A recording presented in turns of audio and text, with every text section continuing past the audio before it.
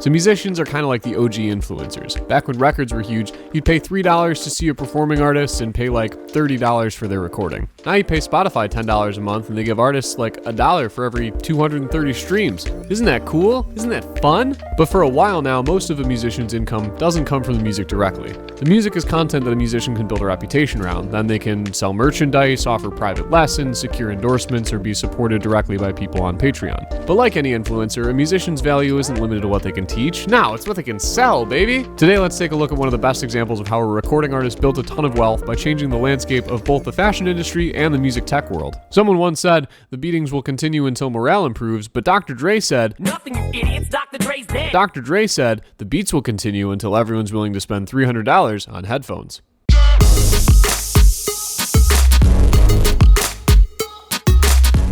Our story begins and ends with this tiny indie design studio called Apple. Maybe you've heard of them. They ripped their logo off from Nickelodeon's Pear Company. In the early 2000s, Apple took a look at CD players and said, nah, that's still too analog. Let's make the music so small it's intangible and stick it in this tiny little brick called the iPod. The iPod quickly became ubiquitous as the MP3 player to buy. A huge part of their branding was the fact that every iPod came with its own set of iconic white earbuds at a time where all of the other headphones and earbuds on the market were black. The fact that they came included meant that a ton of people just didn't bother getting hi-fi headphones. The problem with this, at least according to Dr. Dre, no, I didn't forget about him, little 5-second attention span ass, we're getting there. The problem with this is that Apple's earbuds probably cost them like $1 to make. It took me years to finally say screw it and buy AirPods because I grew up listening to music on Apple's earbuds and they sucked. You get what you pay for, and in this case they were free. Compared to the listening experience of Dr. Dre's heyday, when audiophiles would shell out thousands of dollars on speaker cabinets and vinyls and, I don't know, fucking vacuum tubes, you may as well have been listening on your laptop speakers.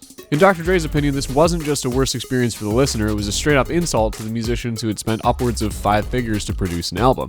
Not to mention the fact that we were all pirating their songs anyways. So those are the stakes, right? Cool-looking and accessible headphones sounded terrible, good quality headphones made you look like a nerd, and both consumers and artists were suffering for it. In 2006, Dr. Dre was approached by an unnamed sneaker company with a collaboration opportunity. Even 20 years ago, it wasn't uncommon to see artists put their name on apparel to boost brand appeal, but outside the world of fashion, you didn't see many collabs happening with artists. The Cardi B and Offset burger? No. We were being sold fast food by pedophiles. Dre asked his friend Jimmy Iovine what he thought of the sneaker collaboration. They'd been discussing this whole shitty consumer electronics thing for a while, and Jimmy told him, fuck sneakers, sell speakers. But who is Jimmy Iovine and why do we care? Beats gave us the pill, not Iovine tablets. I wrote this while watching Chernobyl.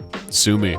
Iovine was just as much of an industry veteran as Dre by this point in his career, even if he wasn't as much of a household name. Like Dr. Dre, he'd worked as a recording engineer and record label executive for a couple decades. For the purposes of this video, the most important thing for you to know is that he co-founded Interscope Records in 1990 with Tim Field. That's going to be important later. Tuck that nugget away in your noggin. So it's late 2006, and the Beats founders are hard at work designing their first round of products. Above and beyond all else, if you're talking about Beats, you have to address the frequency response curves. Love it or hate it, Beats are bassy. And it makes sense when you think about it. In the late 2000s, America was having an absolute love affair with bass. Pop music was abusing the hell out of 808s, dubstep was a thing, every single guest on Pimp My Ride had a massive subwoofer in the back. Someone invented a vest that not only stops bullets, but ricochets them back to the enemy with the power of sound. During the design process, Dre and Iovine worked with a ton of recording artists who were equally fed up with Apple's earbuds and wanted to present their music more authentically. Up until this point, high fidelity was an almost objective term that headphone companies used to tailor a very specific sound to elitist audiophiles. But the Beats team said fuck that and asked artists to provide feedback on how they intended for their music to be heard. And most of those contributing artists were from a hip-hop or electronic music background. The sonic palette they wound up developing gives off the same vibe as a club,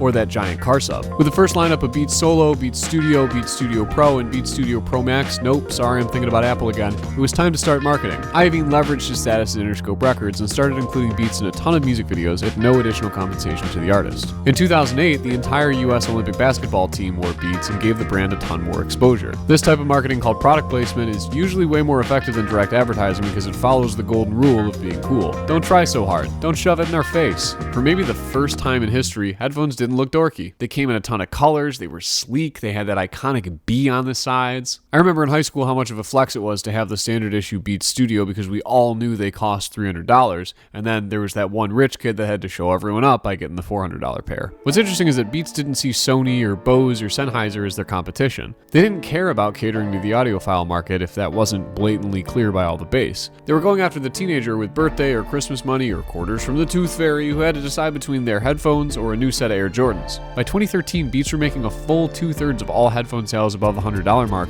but Sony and Bose's profits barely changed. By leveraging all that product placement, Beats turned headphones into a fashion accessory and grew the entire consumer electronics market. This is also the era where we finally started to move from music stores like iTunes or pirating from LimeWire to an age of paid, legitimate streaming services. Pandora was founded in 2000 and Spotify was launched in 2006. By the early 2010s, they were both starting to pop off, so Beats made the move to acquire their own streaming service, buying out MOG in 2013 and rebranding as Beats Music. I kinda suck at doing research. I'm not 100% sure it was called MOG. It might have been pronounced MOG. I couldn't find anyone saying it out loud.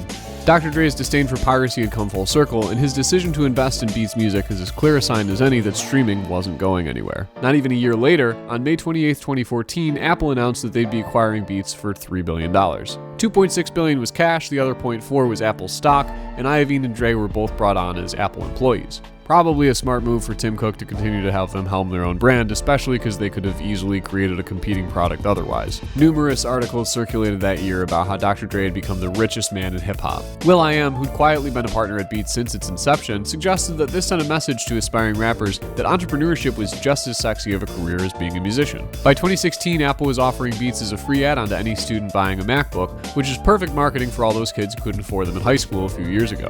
And I don't want to get all conspiracy theorist on you, but I think Apple was just trying to offload some excess product in preparation for what was coming next. Because the year that you could get a free pair of Beats with a MacBook was also the same year that Apple made the absolutely goofy decision to release the iPhone 7 without a headphone jack.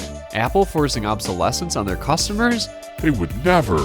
Conveniently, that same year, Apple released the first truly wireless earbuds, the AirPods. At $180, they look pretty affordable compared to Beats. And I don't know if you've looked around lately, but AirPods took all of about 3 years to go from being that insufferable flex of a product like having a pair of Teslas in your ears to the only set of earbuds I see. They look fine, they sound also fine, and I don't have to spend 15 minutes untangling them every morning, which is extremely convenient because I don't ride a school bus anymore and I have to keep my hands on the steering wheel. I also have to resist the urge to make a callback joke about Jared Fogle in a school bus full of children. Beats have wireless headphones and earbuds too, but AirPods have pretty much replaced the iconic Be in the Streets. Be in the streets and a Q in the sheets. I don't know what's happening. Equally important was that Apple had now acquired Beats Music, and by 2015 had ripped out the code like a Mortal Kombat finisher and used it to build Apple Music. That's right, it took a full decade after Spotify launched for Apple to give up on the iTunes store and embrace streaming. Beats Music was known for its great recommendation algorithms. The only thing missing was the Apple brand, so they created Apple Music, shut down Beats Music, and made it real easy for existing users to switch over. In 2019, Apple announced that they were shutting down the iTunes store, effectively ending the era of digital sales. It took almost 200 years, but Karl Marx's dream of communizing music on the internet was finally realized. Now, it's easy for us to say, well, Dr. Dre was rich and successful way before Beats, and that's a big part of why they succeeded, and that's true. But I think there are some extremely valuable takeaways here. First, Dre put his ego aside when it came to streaming. He didn't like that the market was shifting, but he was smart enough to get over himself and embrace the shift. Likewise, we can't expect to feed ourselves on streams alone. The music will put eyes and ears on you, but it's up to you to sell them something after that. Even if you don't feel like your music has a huge following, you never know what niche markets you could serve as a micro-influencer. Happy kind of life, and it's even just a little bit better with the Xanotab. Xanotab may cause dry mouth, hair loss, an overly alert feeling, and in some cases may diminish your sex drive. Xanotab. Another thing, it takes a village. Dre didn't do it alone, even though it's his name on the product. Interscope Records and all those early endorsers were crucial to the marketing effort. Collaboration is key. You might not be capable of mass product placement, but maybe you're big enough in your town or city to make a craft beer with a local brewery. Shit, one time I shot a music video for a band that had their own hot sauce. Third and most importantly, if your songs aren't selling, it's because they need more bass, baby. I don't want to hear my music, I just want to make my heart explode, maybe. Yeah, probably need an outro here. What should I say? Beats me.